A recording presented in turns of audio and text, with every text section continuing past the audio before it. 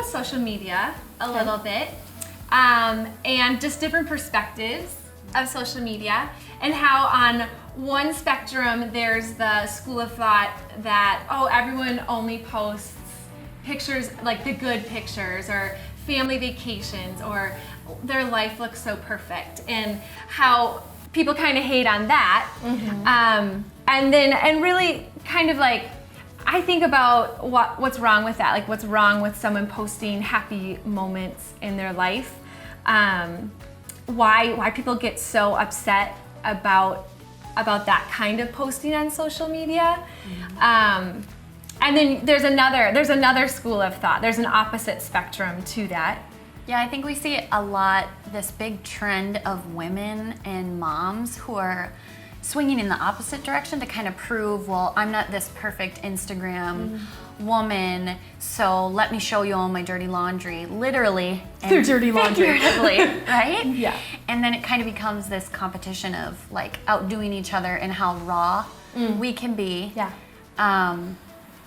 Which is funny enough because, you know, you think, when did people start judging someone's life by pictures of them and posts of them?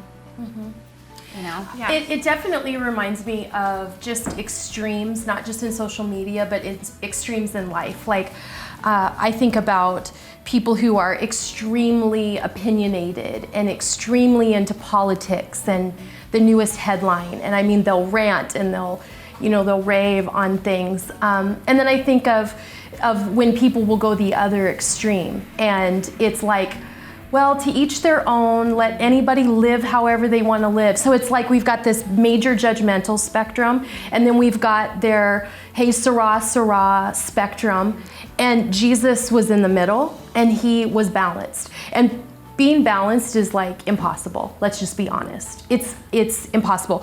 But T.D. Jakes said this, and I've always remembered it, that don't rob from the same place 2 weeks in a row, because we can't have balance of our happiness and our sadness. We can't have balance of work life, home life, our kids, our marriage. Like, we're gonna have 1 week that feels extremely great in our marriage, and I love him so much, and then another week we're like, oh my gosh, like, why am I so irritated by him?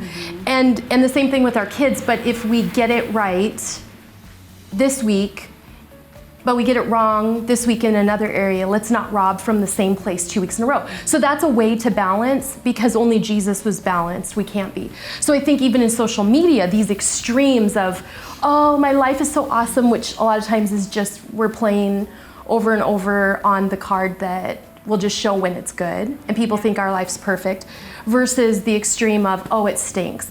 And I just think social media isn't the place to say, hey girls, hey people, I need help in my balance. I think relationships one-on-one, and actually taking a step to go, I need to get with Ginny. Like, I need to call up my sister. Like, I'm just not okay. There has to be that kind of transparency, because we're not always gonna be loving our life, but we're also not gonna always be hating our life.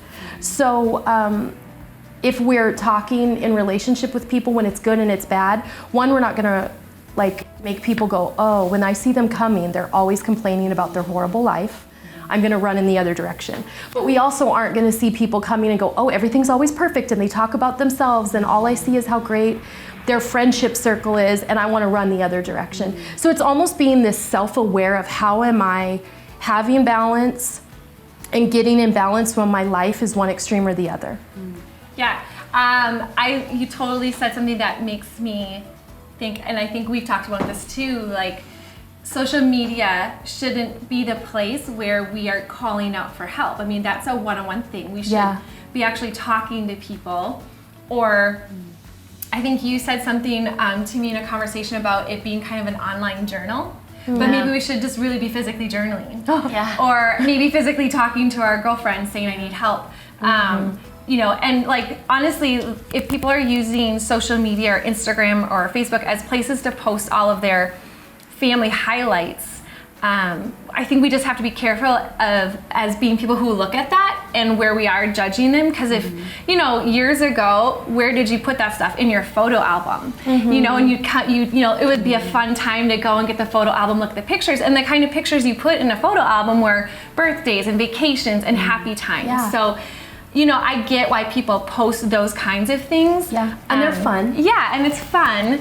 And so, like, even for me, when I'm looking at that, I have to really think about not judging in a certain way, because people want to post the good stuff. Right. Right. But it can sometimes be a little consuming for the person who's looking at it. It can be an addiction, really, and really rob you of your time and your emotions. Yeah.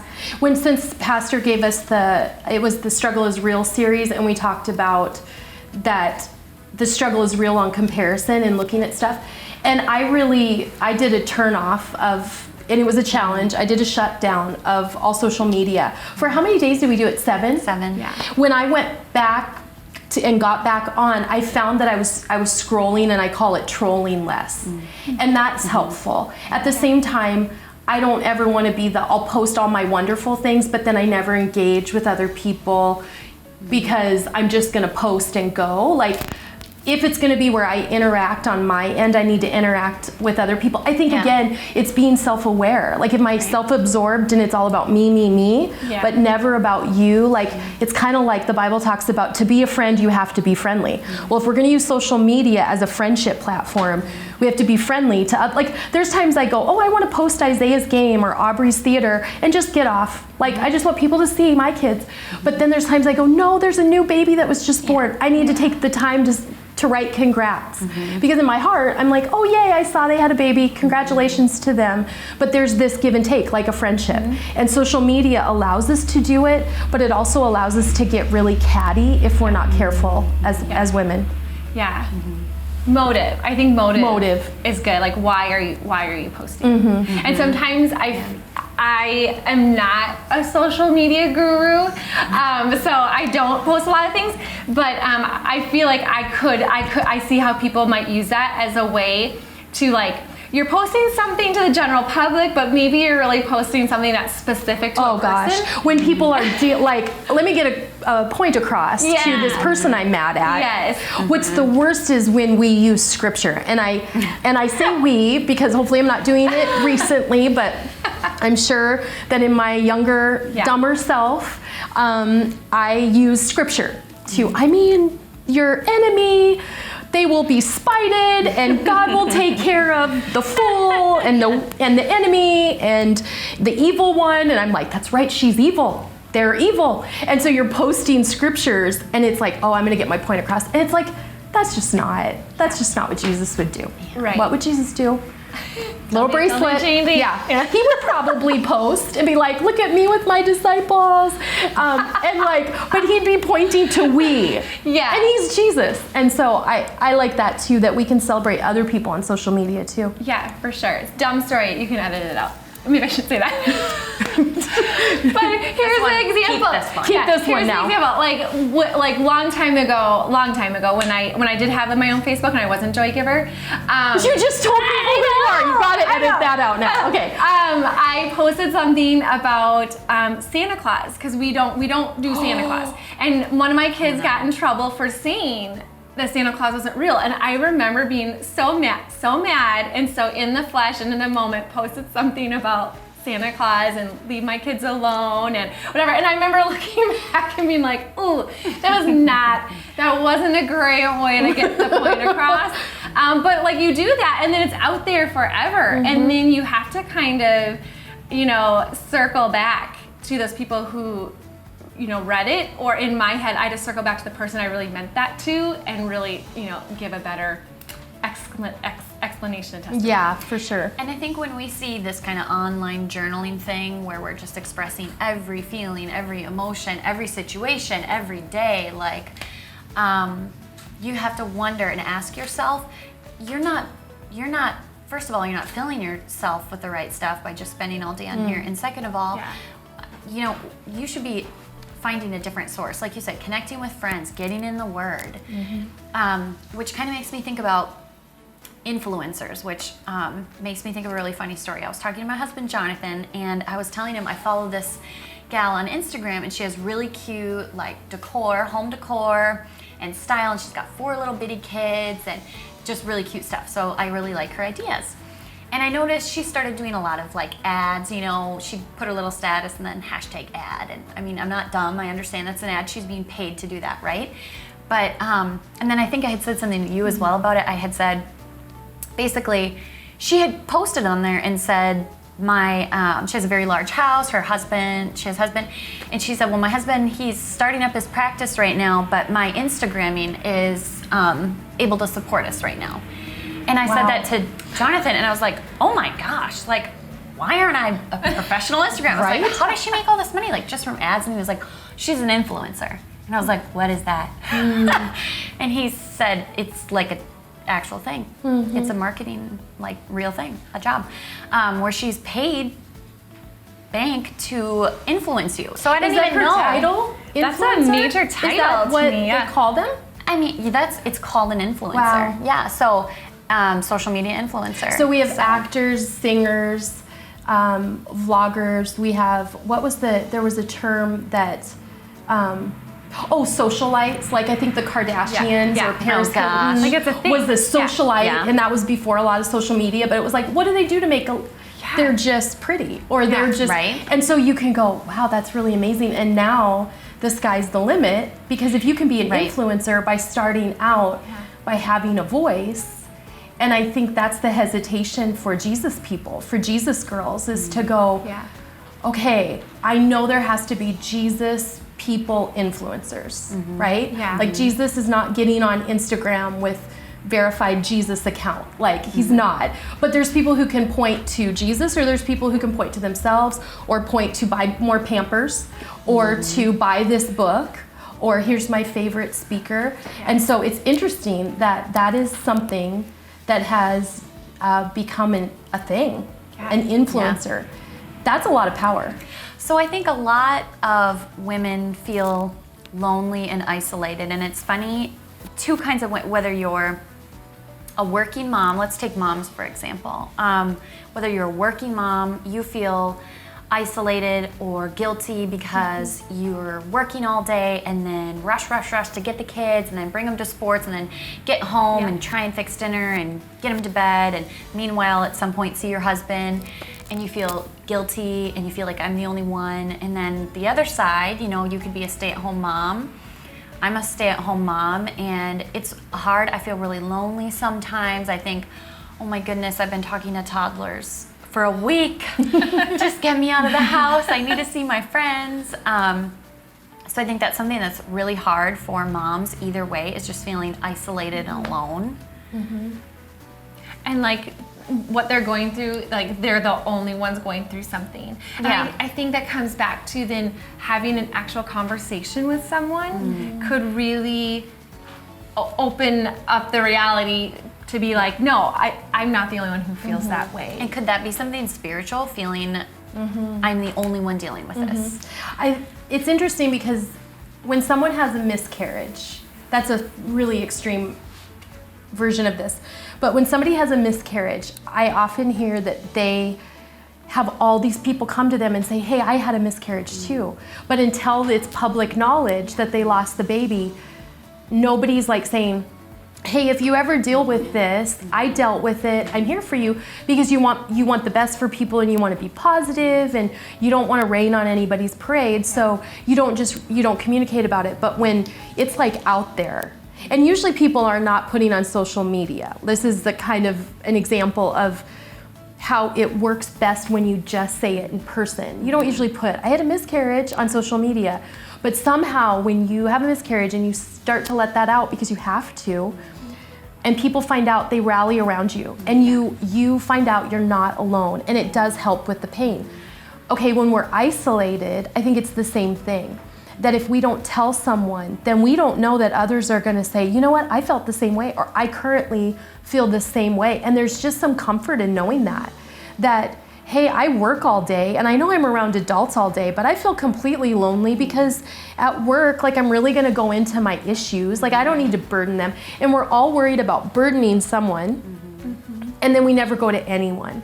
And I mean, I don't have the answer for it, because I know there's been seasons in my life where I felt very lonely. There's been seasons in my life where I felt like I had a good mentor, someone who's older, and that really helped me.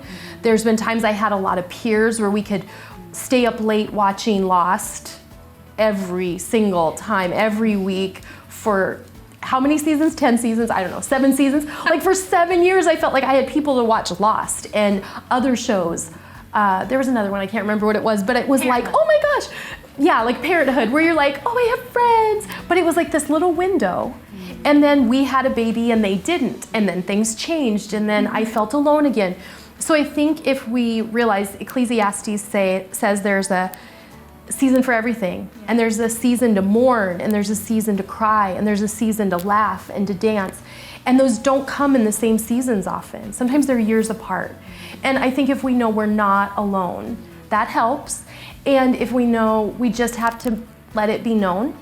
Because somebody might go, oh my gosh, we should like go to dinner or coffee. And that's all you needed. And you're like, that got me through 2 months.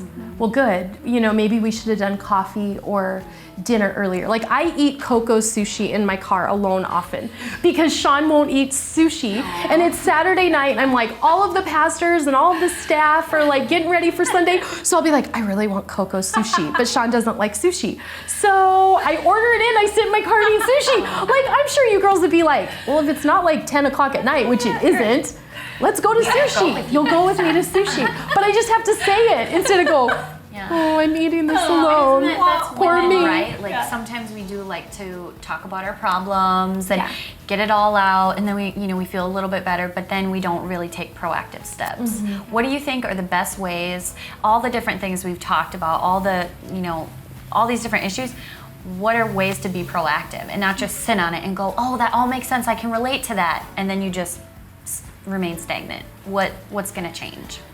I really think consistent journaling, because sometimes you need to yell and be mad on paper to God. And then sometimes you need to remind yourself of what you're thankful for. Because sometimes I can be having the worst week ever. And if I just remind myself, my kids don't have leukemia. Like, yeah, that's extreme, but that's what some parents are going through.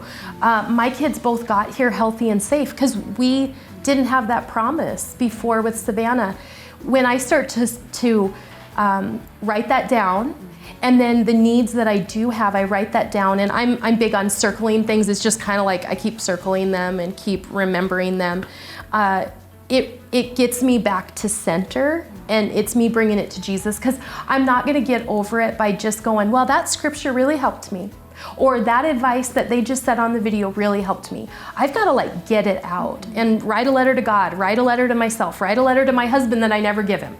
Like, you really irritate me. I mean, we need to have honest conversations, but some things we just know, we just need to get it out. And so I think those are some proactive steps.